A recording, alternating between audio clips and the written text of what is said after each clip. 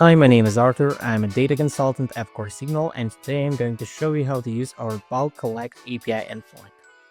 What we're going to need for this is our company API playground, then our knowledge base to get the API endpoints from, and the Postman. It's an app that allows you to call your API endpoints. I would suggest using the desktop version. However, for this video, I will use the browser version.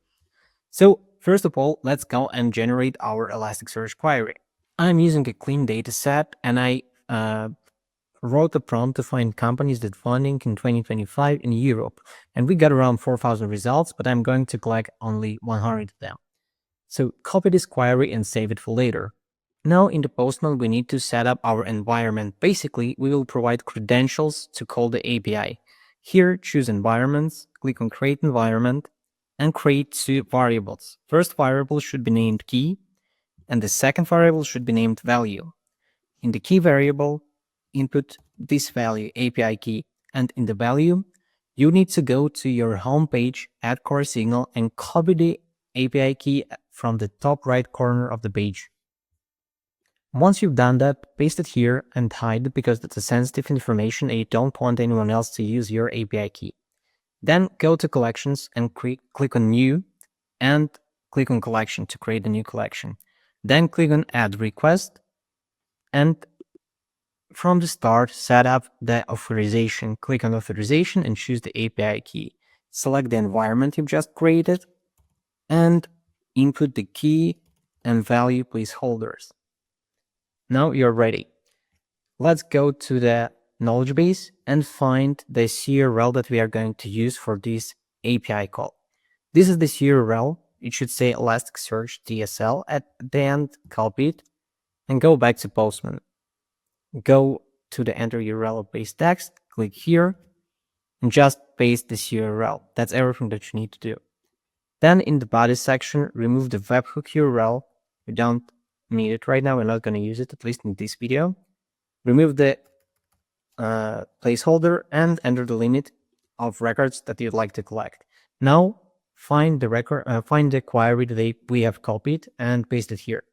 Make sure that you don't have any errors and click send. If everything was set up successfully, you shouldn't see this message. So go back to authorization, and choose the API key again. Click send, and now everything was successfully sent, and we should have this request ID. Copy it and create on plus and click, and create a new request. In the knowledge base, scroll down to the bottom of the post request page and click on make get request to download the data. So first of all, we would need to copy this URL that just says files at the end. Copy it, go to Postman and paste it again. Choose the authorization, which is the same API key. And right now, instead of data request ID, we should input this request ID. Once we click send, we should see data request is still being processed. It means that right now Coresignal is working with your request and generating your JSON file. While the file is being generated, create another request, go to the knowledge base and copy the last CRL here. Go back to Postman, paste it, and choose the authorization. Once your request is ready and you call the second request again, you should see the file name. Copy it as we will need it for the next call. The third call, use the request ID from the first call and the file name from the second call. Click send, and if everything was done successfully, you should see something like this. Now, copy this URL and open a new tab in your browser. Now in the new browser tab, just paste the URL and click enter. And if everything was done successfully, you should download the file, and that's it. Thank you for your attention and have a good rest of the day.